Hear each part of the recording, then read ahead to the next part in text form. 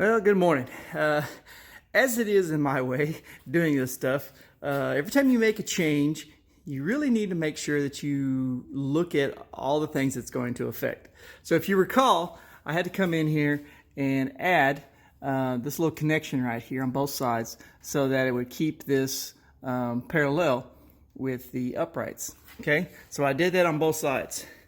Here, do you see an issue? Let me back up here and show you. So the belt goes from here down to here.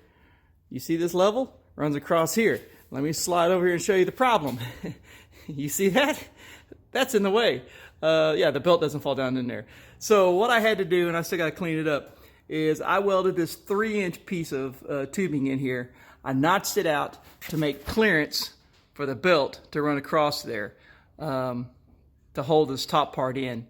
And so now what I have to do is I have to cut this out to get it out of the way and then grind it nice and smooth. So I've created a little area for the belt to go into, but yeah, whenever you're doing things like this without a plan, you're gonna run into this stuff. So just laugh it off, remember from next time, and move forward. All right, so we've kind of wrapped up our electrical.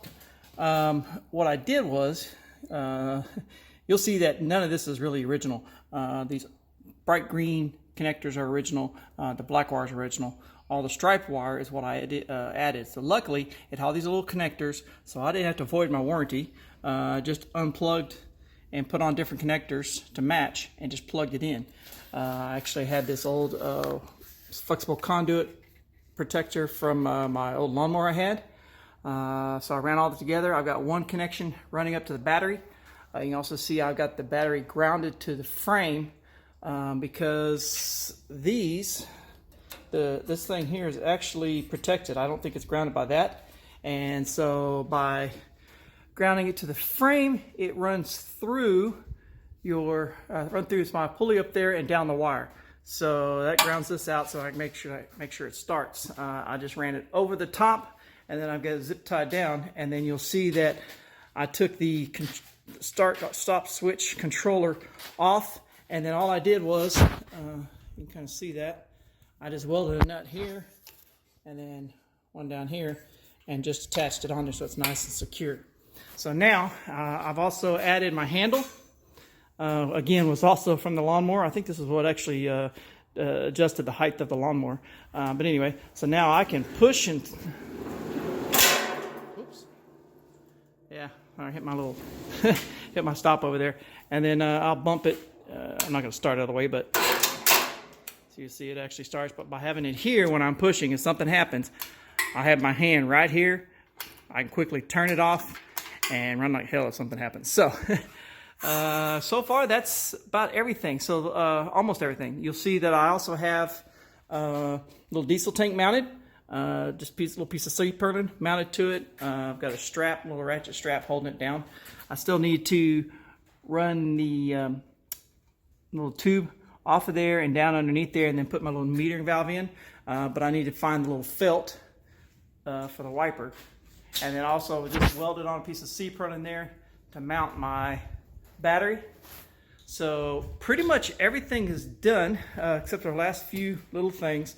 I still have to put in a little bracket here with a bolt that goes here and here so that I can adjust and put tension on this belt. So I got to be able to make sure I put plenty of tension on it because it's not going to be enough just by these.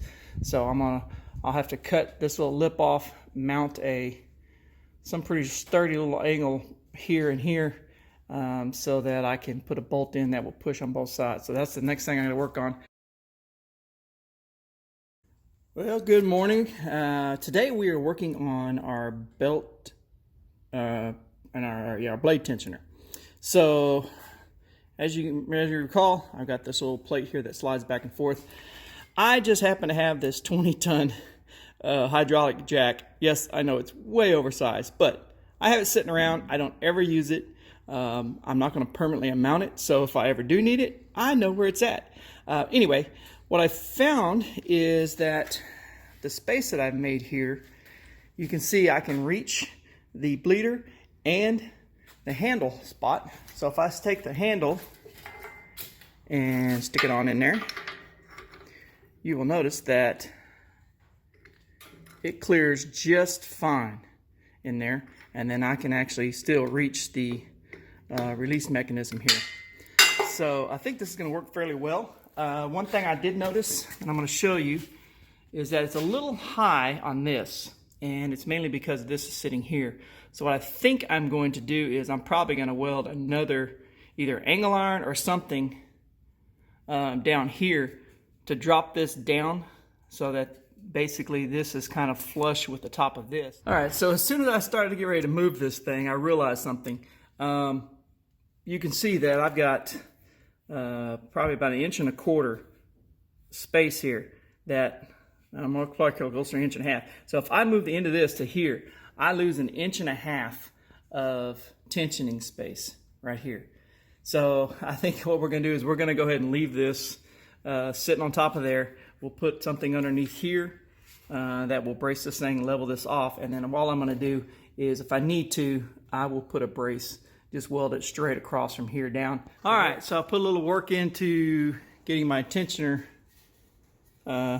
system set up. Fairly simple so far.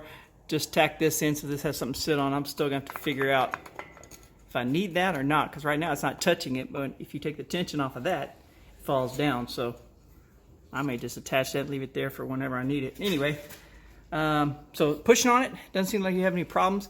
I had one issue that I had to address, was the fact that this was, when it was pushing on it, it was twisting this just a little bit. And so I couldn't square this up very well. So what I ended up doing was, had a little bit of a space, and so I just shoved a double thickness of this 16 gauge up in there to make sure that it's nice and tight on this side, and that seemed to square it up. And so now when you spin it, oops, when you spin this thing, let's see if I can show you how it's tracking. So you see how it's tracking pretty well now.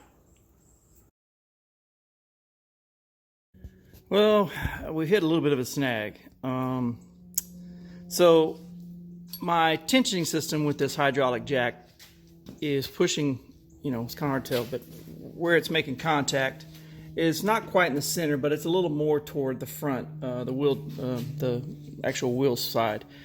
But what's happening is when I go to put tension on this thing and put full tension to get the actual tension on the blade enough to where it needs to be, because this is in the kind of in the center, and this is, you know, probably, you know, 8-9 inches away from that pivot point, this thing is causing this whole thing to twist.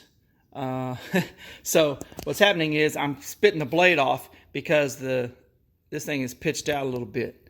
So I went over here and thought, well, maybe I'll just weld on a little nut in here, drill a little hole, weld a nut in here, and then this will force this whole assembly, you know, kind of this direction to try to level it out. Well, I can do it to a certain extent, but I still got a pretty good gap over here, and all the adjustment I have down here doesn't give me enough to straighten this out. Now, part of my problem is the fact that this is not a consistent thing. I cannot consistently keep this in line. So, plan B, or C, or wherever I'm at, is this 1-inch piece of all thread. I believe what I'm going to try to do, and let's see if I can set this in here and kind of show it to you, is I'm going to end up probably, obviously, going to have to cut a pretty good sized hole. So this rod's going to go all the way through, because I have to go through this, all the way through to this other side, right? And so what I'm going to do is I'm going to weld a pretty hefty plate right here, which has that hole that goes all the way through. The shaft's going to come all the way through here, put a couple of washers on here for it to spin on, and then I'm going to end up welding the nut on this side. All right, so as you can see, we have gotten the install done. Again, 1/4-inch plate I've been using all over the place, drilled it out, and then welded it all the way around. Try to get above it. You can see it goes through the shaft. It's welded on 2 points here, and then welded a plate here. It's kind of hard to see. And gusseted it back all the way across. So this is just basically kind of a secondary You can't see it, but anyway, it's kind of a secondary one. That nut is actually tack welded to the bolt so that it turns along with the shaft. So when you turn the whole thing, it just causes the